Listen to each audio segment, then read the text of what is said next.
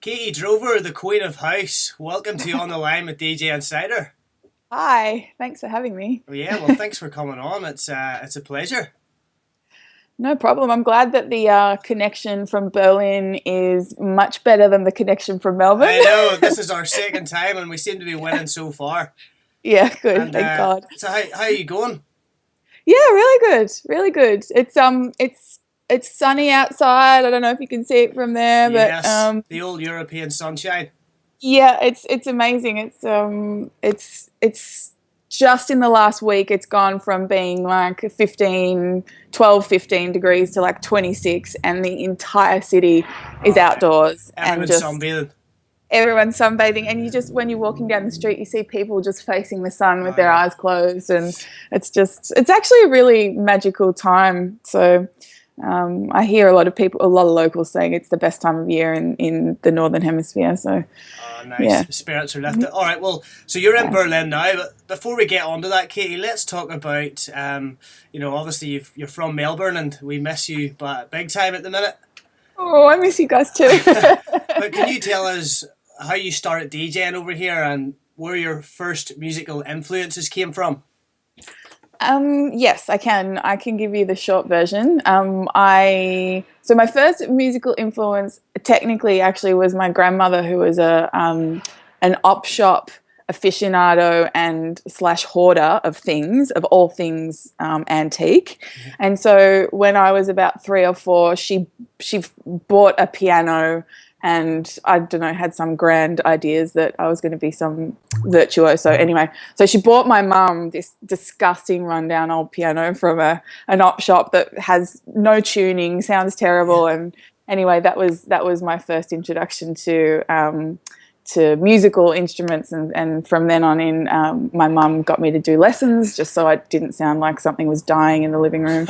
And so, so I played piano from a youngish age and really enjoyed it. Hated all of the structured like lessons and exams and stuff like that. I really hated them. But I love being able to sit down and make noise and stuff like that. So I think in hindsight, that's probably why I've found that DJing and electronic music suits me so well, because it's a bit more of a free-form sort of thing rather than a very regimented musical endeavour, or more structured musical endeavour. So that led you into DJing then? Sort of, yeah. Well, I went from that, and I always had an interest in classical music. I played a few instruments in school and stuff, and I was actually in this composition band at school, which was really amazing. I played the saxophone stage, and what they did, it was incredible actually looking back. What they did was they got a group of us to get together every month, and we would have to compose and play a song together in a band. But what they do is they make you swap instruments. Right. So every month you would actually have to play an instrument that you're not comfortable with, and then create music with it. So it's actually really amazing thing, because you got to sort of play different instruments, and you got to also learn composition and music and how that was structured. So that really got me very interested in jazz and classical music and all that sort of stuff. And then onto acid jazz and electronica became my interest in electronic music. So the sort of late 90s, like the Radioheads and the Portisheads and Tricky and all those sorts of bands were really interesting to me, which then again led on to dance music. And when I got old enough to get into clubs, to see DJing and and obviously being caught up in that atmosphere is very energetic. It's very emotional, and just really spoke to me, I think. And so that's how it led. I guess that's the chain of events. And then I ended up getting given a pair of turntables, and because I was living with a DJ at the time, and he kept coming home to like broken needles and busted, because when he was away, I'd be like, so he's like, I'm going to teach you how to do this so that you stop breaking and stuffing up my equipment. So thanks, Andre, at the time. Nice one. And as you know, it's highly addictive. So yes. Yeah. And you held a lot of residence here in Melbourne. Like, when did you actually get onto the scene here? Well, I was really lucky. I very soon after getting my own equipment and starting to buy my own music records and stuff, I actually got gigs quite quickly, and so I was very lucky. I was working at a nightclub at the time, Room in Hawthorne. So I was working there sometimes behind the bar, but mostly in the cloakroom and on the reception and stuff. So I already had a lot of contacts, and I was able to sort of use those contacts to get whenever a spot came up, I'd be like, I'll do it. So yeah, that's how I got in from like about 2001. I started playing there and various other places, and have been playing ever since, which has been great. Yes, we've seen your name everywhere, every weekend, and we know you were pretty much a resident at Revolver. Is that right? Yes. So I was there on Fridays for a very long time. Thanks to Mike Callender, he was very kind to put me on Fridays and a regular spot, and yeah, it was amazing. Actually, it was one of those, spots where you're always like, I would just love to play here, and being able to play there regularly was a dream come true. It's as good every time, isn't it? Yep. So I'm sure that brings me to the next question. You've got to be missing Revolver then. I am. When I see photos and posts and stuff on Facebook about it, and I really do miss the place. It's very special. And being there like pretty much most Saturday mornings or Friday nights for, I don't know, 5 years or something like that, it sort of leaves a big hole. So I'm feeling it. Well, we know, that you've moved to Berlin, so we're all dying to know what's been happening. Where are you at the moment? Well, it takes time here. I've since discovered things.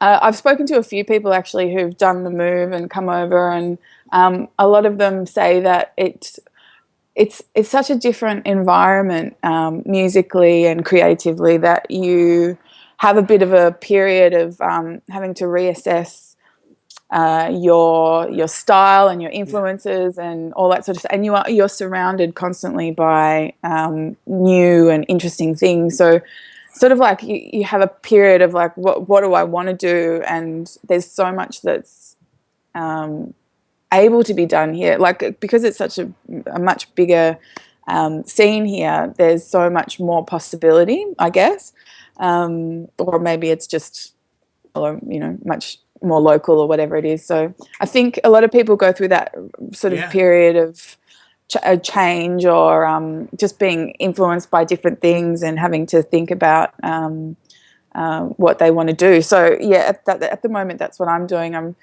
doing a lot of research, so going out and seeing a lot of people, a lot of my idols and stuff who have played. Yes, that must be. You must just be surrounded by inspiration there. I'm in a constant state of FOMO. There's too much to go on. There's so much that's going on, and never enough time and or energy. So yeah, it's incredible. It's just like you could go out all weekend, every weekend, or all week as well. There's things on Wednesday and Tuesday nights here that you just you'd pay $50 in Melbourne to see. So it's for me. I mean, it's incredible. My brain has just gone. The world's your oyster, really. So brilliant. Well, it'll be exciting to see where you go from here. Hopefully I don't just keep researching for another 5 years. What about production? Because you also produce your own music as well. So have you got anything coming out, or are you working on any new projects? I'm actually working on stuff at the moment, and like I was saying, I'm going through a bit of change in terms of what I'm being influenced by and what I'm really interested in at the moment. So I'm actually spending a lot of time working on music. I mean, I've got a lot of more free time here now. So and speaking with other people as well, new people who I've not met before, and talking to them about their ideas of production and stuff like that's changing the way I think about stuff. So yeah, I'm on a really big learning curve at the moment, and I feel like it's quite steep, which is really it's what's the word? It's helping, or Yes. I've lost the word. It's really inspiring. Anyway, Yes, inspires the word. Yes, yeah. Well, who do you think, if you're obviously seeing a lot of acts over there, who do you think's really killing it right now? Okay. So, there's so much. There's so much I know, here. it's like asking someone what their favourite track is, isn't it? I always hated that question. What's your favorite track? I know. What's your favorite It's like you just DJ? What's your favorite? I can never answer because it changes daily. Yeah, that's it. I think, I mean, a lot of Berliners would sort of say things like the Perlon, like your sort of minimal house type stuff is really interesting here at the moment. The Villa Lobos, Margot Degas, Mayan Nidam, she's amazing. There's a lot of really amazing female talent here as well that I've been discovering, and I don't know, Thomas Melchior. I could go on. I could go on. And then there's the Fuse guys who are doing huge things out of London. The Romanian guys, the RPR guys in Romania, and Sunwaves was a big festival in Romania, just happened last week, I think it was, and a lot of hype coming out of that. So, I don't know. I'll probably kick myself when I finish. I'll be like, why didn't I say that? And I know that we know that you're a big fan of vinyl. Do you see vinyl being used a lot more over there, or are you like mad into the record shops and stuff? Yeah, yes and yes, absolutely. Records are, so, well, actually, I think, who knows, I didn't know the whole scene in Melbourne, I knew my scene, and but I seem to notice that there's much, much more vinyl being played here. There's also, having said that, there's also a lot more vinyl available, so I was finding, I'd have to get shipments in from the UK, in Melbourne. It would take time and all that sort of stuff. But here you can wander down to the local. Yeah, and it's half the price and all that sort of stuff. So now I know where all your time's going. Yeah. You spend hours in them shops, don't you? Yeah, you actually could. Like, it's some of them are warehouses, and some of them are just collections of people who they've just brought their whole collections down and sold them, and you could be there for hours. You could be there every day for a month and still not scratch the surface. So there's a lot to be found here as well. It's a bit more isolated, I think, maybe in Australia, just for the distance. So yeah, that's how it is. But yeah. All right, Katie, I want to ask you. This is maybe a hard one because I'm sure you've had many. Your most memorable gig, when and where? Yes, there are a couple. So there are two that I would say are my most memorable. The first one was, I think it was 2008 down at Falls Festival. That was back in the MySpace days, and my good friend Jennifer Tuddy and I were contacted completely out of the blue by someone on MySpace just saying, hey, just wondering if you want to come play a gig at Falls Festival. We're like, sure. Yeah. And so we half expected we'd be playing at someone's tent or next to a barbecue or something like that, just being contacted so casually. And we ended up arriving and we had, I think it was a 3 a.m. time slot on New Year's Eve in the dance tent, which is the only, like, the main stage closes I think at 2 or something like that, and so you either go back to your tent and go to sleep, or you go to the like dance tent, which holds, I don't know, 3,000-4,000 people. Wow. And so we when we arrived and saw that, we both looked at each other and we were like, do you reckon they'll notice if we just piss off now and don't come back? Because we absolutely weren't expecting that. And that was just incredible, just getting up on a stage in front of that many people. And every movement you make gets copied. Like, if you clap your hands, 3,000 people or 4,000 people clap. That is at one with the crowd. yeah, and that was when I finally understood why rock stars get off on the perform like a drug. Adrenaline. Yeah. Yeah, Wow. we got off stage and we were like, oh my god, oh my god, oh my god. Fuck. So yeah, that was amazing. And of course, the other one was last year at Rainbow Serpent, which Oh, was the first. yes. I know. I didn't see that, but I've listened to the set a few times and wow, unreal. Yeah, well, I'd been going for like 5 years and something, and it was on my bucket list, and I got to do it, and it was at sunset on Friday night, and it was just Ah, I couldn't have asked for anything more amazing. It was just incredible. yeah. Yeah, so I actually get goosebumps I thinking know. about It's it. an amazing place. I just made it to my first one last year, and that's what I Yeah. was saying. It's locked in for the next 20 years. Exactly. And I reckon the second one is actually usually the best Rainbow. So you've had your first one and you see what it's all about, and next one you'll be You're like, prepared. right, okay. Yeah. Get my Yep. diff on. Yep. All right, Yep. Katie. Well, thanks a million for joining us. We've just got one more question, actually. Who would you like us to interview? Is there anyone that you'd like to see us interview? Ooh. I Preferably Australian DJ. was gonna say, Yeah, because we could be here all day again.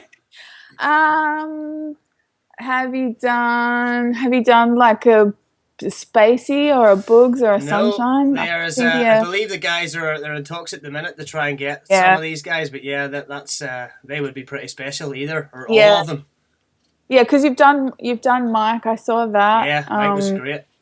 Yeah, I reckon those guys, because those guys is, I mean, like, I even came into the scene to them playing, Yeah, even though it was maybe only a handful of years before that. They were really prolific and influential, yeah. and still are, They're like the obviously. But pioneers. Yeah, totally. And it was at that point they really broke new ground in terms of that electro sort of funk sound coming through. So I mean, getting their memories and stuff on all of that would be like right. amazing, because I know it from my perspective from the Yeah. other side, and it was a really special time for me. So I'm sure they could give you a All good right. good story or two. We'll try our best. Actually, Yeah. Katie, is there any? Can you get? Do you have any dates that you might take a trip back to Melbourne anytime soon, or are you there for good now? What's the plan? Well, I'm definitely I'm based here now. Yeah. I was considering coming back mid-year, but I've got a few things now happening here over summer, and I Yeah. mean leaving here for summer. Everyone's like, "Are you Yeah. crazy?" Yeah, you'd be mad.